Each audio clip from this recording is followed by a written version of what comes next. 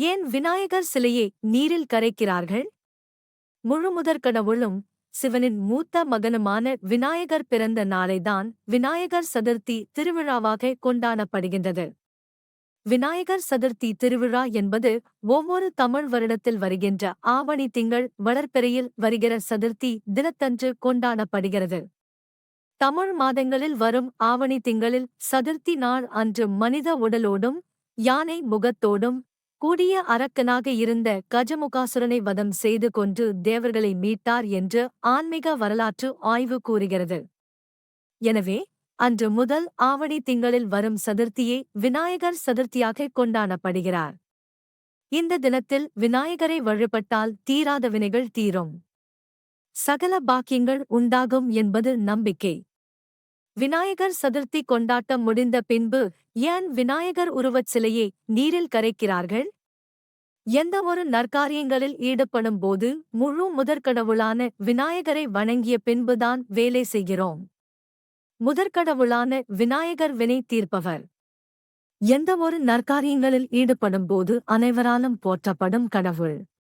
விநாயகர் சதுர்த்தி திருவிழா என்பது தமிழ் மாதம் ஆவணி திங்களில் வளர்பிறை சதுர்த்தி நாளன்று கொண்டாடப்படுகிறது. விநாயகர் என்பதன் காரணப் பெயர் வி என்றால் இதற்கு மேல் இல்லை என்பது பொருள். நாயகர் என்றால் தலைவர் எனப் பொருள்.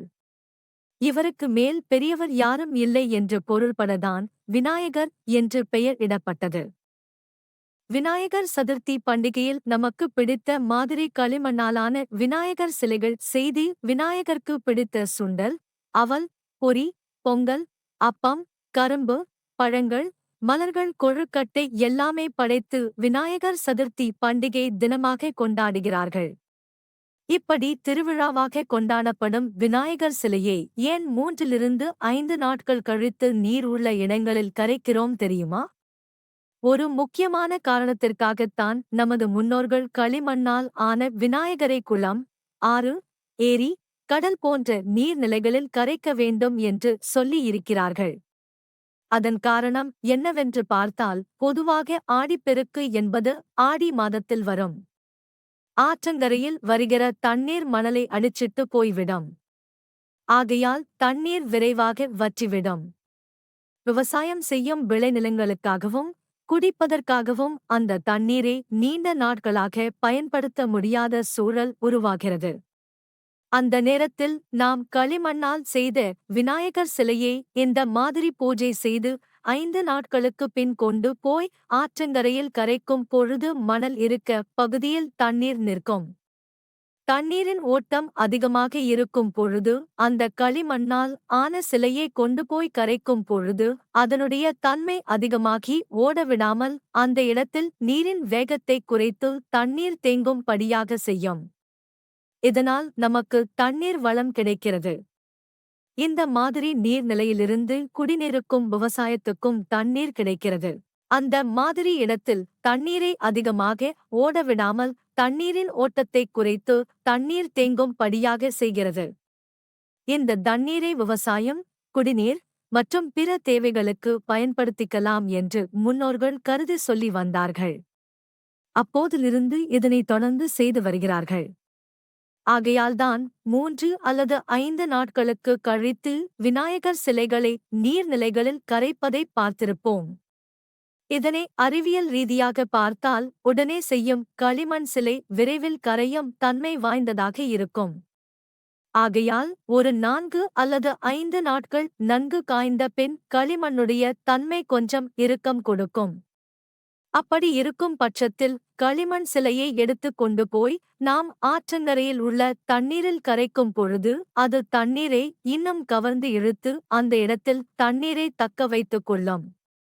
அதாவது மண்ணை இழுத்து செல்லும் அந்த இடத்தில் தண்ணீர் தேங்கும் படியாக செய்கிறது.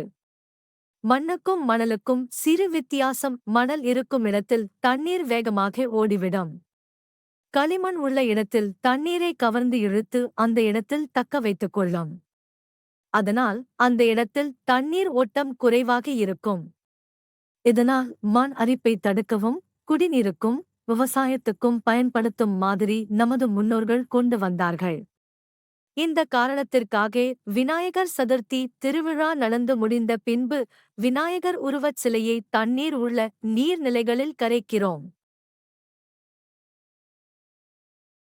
தேவர்கள் விநாயகரை வணங்கினர், ஏனென்றால் ஆயுதங்களால் அழிக்க முடியாத வரம் பெற்ற கஜமுகனை அழித்ததற்கு பிரதிபலன் ஆகஸ்டு சித்தி மற்றும் புத்தி என்ற தேவ கன்னியரை விநாயகருக்கு திருமணம் முடித்து வைத்தார்கள். புகை வடிவில் தோன்றிய அசுரனை அழித்த காரணத்தால் விநாயகருக்கு தூமகேது என்ற பெயரும் உண்டு. இடையூறுகள், இன்னல்கள் மற்றும் தடைகளை நீக்குவதால் இவரை விக்னேஸ்வரர் என்றும் அழைப்பார்கள். ஆகையால்தான் எந்த ஒரு நல்ல செயலையும் தொடங்குவதற்கு முன்பாக பிள்ளையார் சுழி போட்டு தொடங்கப்படுவது வழக்கமாக இருந்து வருகிறது. எல்லா தெய்வங்களும் பிள்ளையாருக்குள் அடக்கம். பிள்ளையார் வணங்காமல் எந்த ஒரு பூஜையும் மற்றும் எந்த ஒரு மகா ஹோமங்களும் கூட முழுமை பெறாது என்பது ஐதீகம்.